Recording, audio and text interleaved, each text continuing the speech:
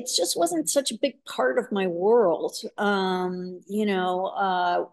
If back then, Nova Scotia College of Art and Design would have been my go-to, would have been my obvious choice. And I am now 64. So that just, there was no real stunning art programs in Canada that really made you want to, that would have been 1978. And we just didn't have too many exciting people teaching at the time. And I really didn't, it was like a shoe that didn't fit. But back then, Nova Scotia College of Art and Design would have been the obvious choice.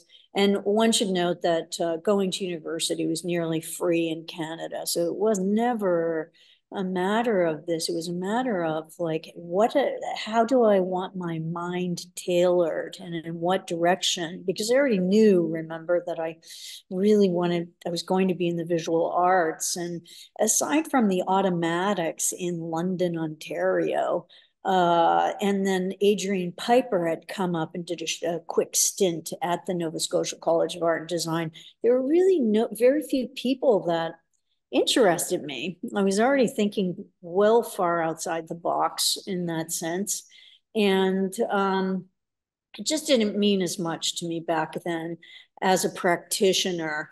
One learned in the ateliers, like the actual with the artists and hanging out with great artists who were only beginning to be accepted in the academy. And because I was already thinking conceptually, it's a hard road for me to speak to. My schooling is less significant than the value. I mean, nowadays it's very important. And I say to anyone who's listening, go to school. It's not the same dynamic. But I will say that I went to NYU later on in my 30s for a short period, but it's just, I mean, it was really focused and it was about learning the nonprofit infrastructure of like how to, function within nonprofits and tailor and focus all of this. I will also say one other thing. In 1980, I returned back to New Brunswick and I was offered an exhibition at the Nova Scotia College of Art and Design gallery.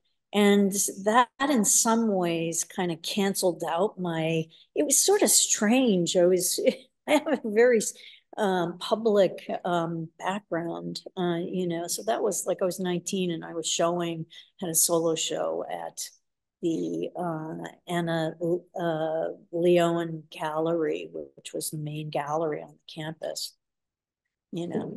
That's just my particular. And also really, I began in modern dance. So that is something else. And I'm immediately at Bishop University for modern dance, but there weren't that many dance programs back then either. You could go to Toronto Dance Company. You went into companies and learned. You were accepted in or not. And but my formal entrance into the arts begins at the age of like 12, where I'm training in modern dance with the Atlantic Dance Theater. It's a company that's no longer in place, but I was a principal dancer for the Atlantic Dance Theater. So I spent an insane amount of training time, forming the physicality of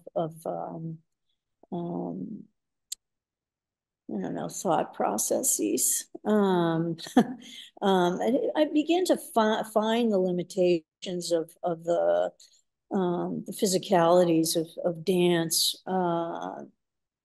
as far as conceptual thought, which seemed to interest me a lot more back then. So at 16, I was asked to choreograph, which is a major undertaking again at the Centre Culturel de Acadien Um, and it was my default culture, again, as I stated earlier. But at 18, I was enrolled in the Bishop's University in Quebec for Quebec et de Danse. And I studied under Phyllis Lamhut, who was the principal dancer for Nikolai, which was like more of a floor technique.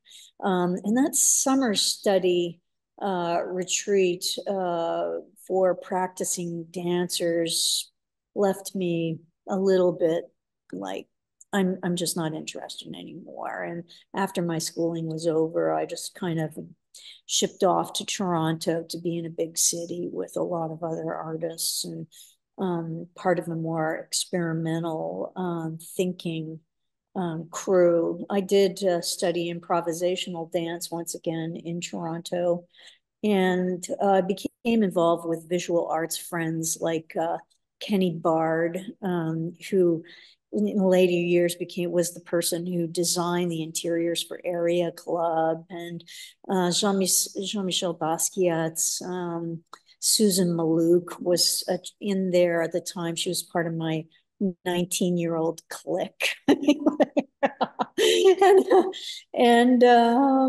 it's a very rich background. David Steves, who was later was an amazing painter, but spent most of his time in Germany. And anyways, I do credit my early years in dance and choreography with the development of discipline and organizing. And it is, and problem solving. And it is where a lot of my discipline came from. So it was a really wonderful upbringing and, place to begin in terms of that earlier question, which was about cross merging arts and how they all work together and whatnot.